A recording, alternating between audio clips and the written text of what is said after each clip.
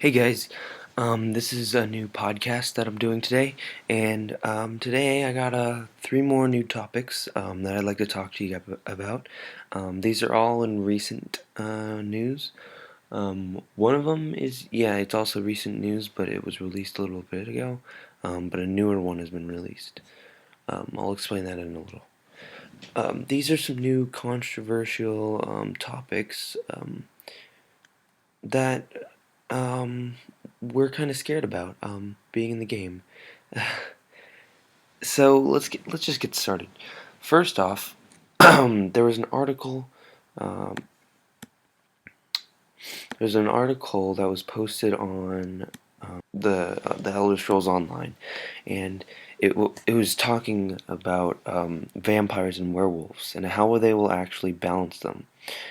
And I've already read this, so I'll basically just summarize it, and I'll post pictures of the actual text on the screen. So basically, they're trying to balance them out, and some of the ideas they've had, we know it's going to be in the game, that you can become a vampire and a werewolf.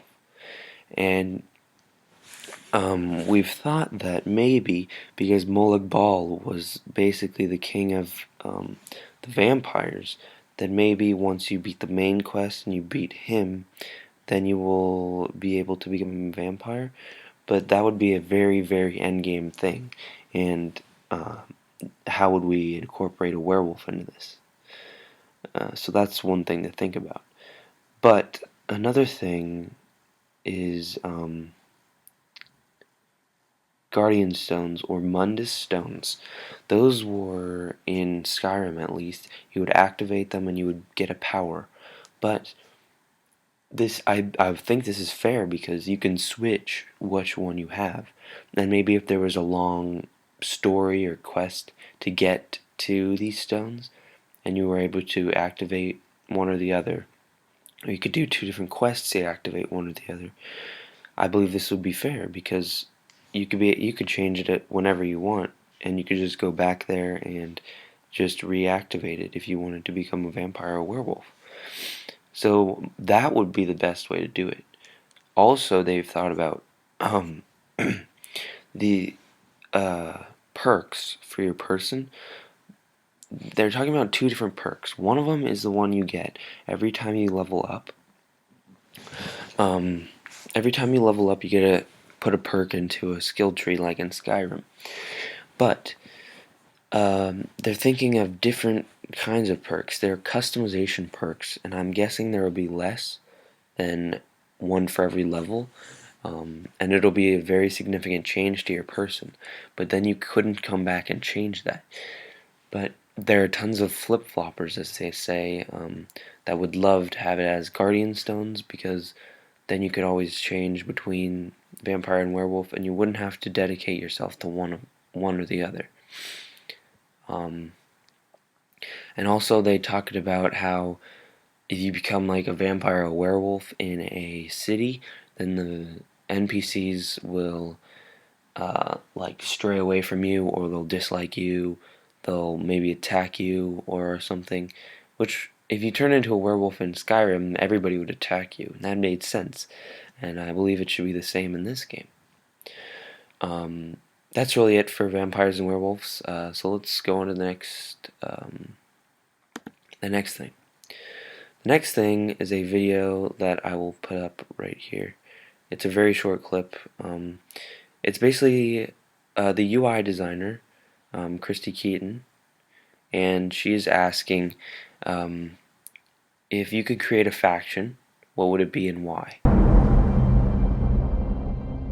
Hi, I'm Christy Keaton, and I'm a UI designer for Elder Scrolls Online. Each Elder Scrolls game has had an increasing number of factions. Some of these factions are the Fighters Guild, the Mages Guild, and the Companions. If you could create a faction, what would you name it and what would its role be? That's very controversial because they're asking for your responses, which means they could take. And she also mentioned what would your purpose of your faction be? This is separate than guilds, definitely, because usually guilds just have fighting against other guilds. well, most of them. But factions, in her sense, would be creating a whole new group that would do other things than fighting. Like she mentioned the Mages Guild, the Companions, and well, the one other. And this is very controversial because if you actually post your idea, ZeniMax might be using it. We don't know. Um, they could easily add new factions that we've never seen before. Um, and if you wanted to make a faction, you could, I guess. Maybe try sending them a message or answering their question, because this is kind of cool to think that they're adding new factions, maybe. Um, and that's really it. It's just a thing to think about that they could be adding tons of new factions into the game, other than the ones we've already seen. They obviously will be, but some of the ones we haven't seen are, I have no idea. So let's go on to the next topic, which is there was a lore book basically, um, posted about each leader of each faction, and the most recent one was Monarch of the Bretons, Emeric, King Emeric, and because I'm obviously, well, not obviously, but because I'm joining the Ebonheart Pact, I want to explain the book on Jorrun the Skull King to you guys. That came out a little bit earlier than this one. This was the most recent one, but because this one just came out, I'll explain mine.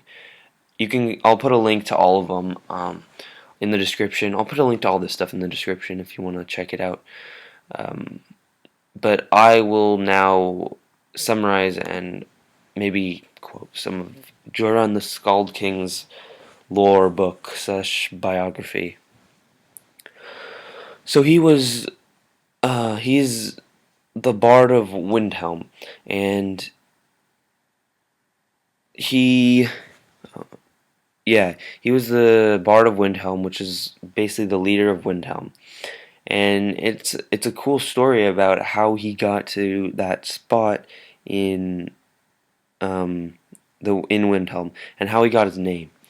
Basically, he was educated at Skald's Retreat, on the Island of Gold outside of Riften. So all this story takes place in Skyrim, which is cool because I know mostly about Skyrim because I played the hell out of the game.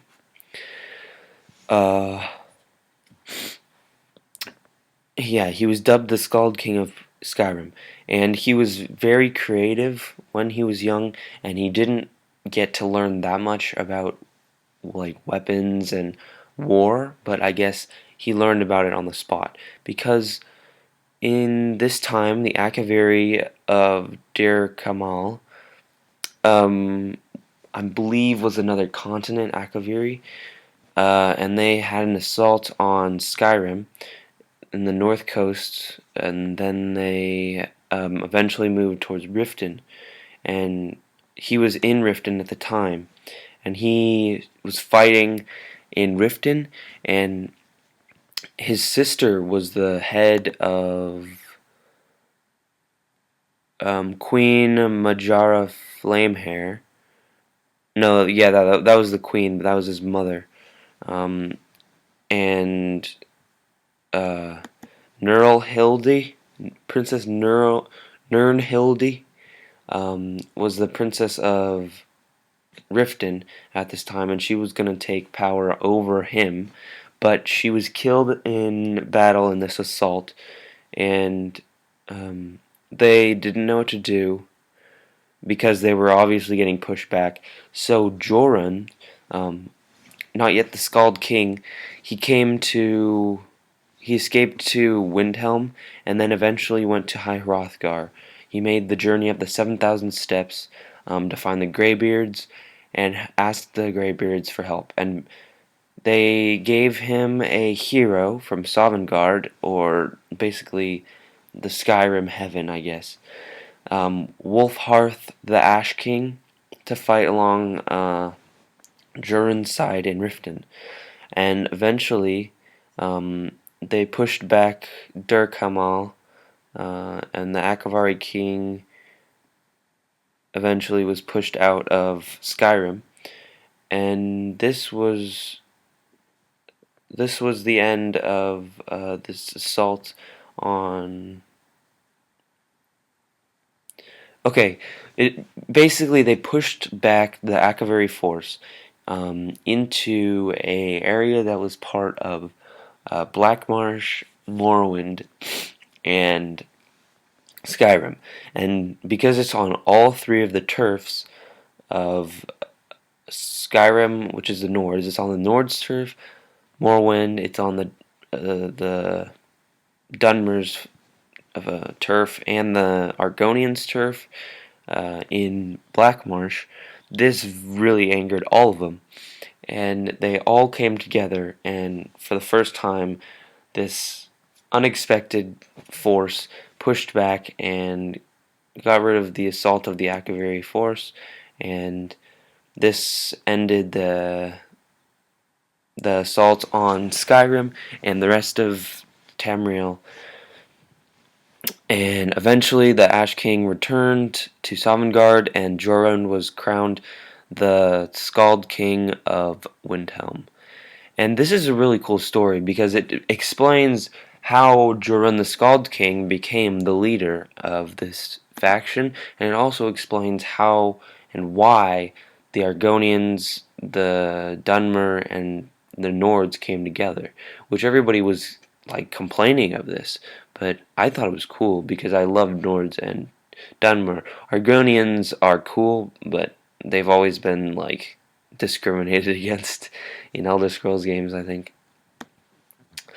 But you guys can read the other ones if you're gonna join another faction, the Daggerfall Covenant or the Aldmeri Dominion, if you wanted to. I'll put the link in the description for that. And that's basically it for you today, guys. Be sure to subscribe, guys. This is a new channel, and I want to get this blown up. And like the video if you enjoyed or learned anything new. And be sure to leave a comment. Yeah, I'll see you guys later. Bye.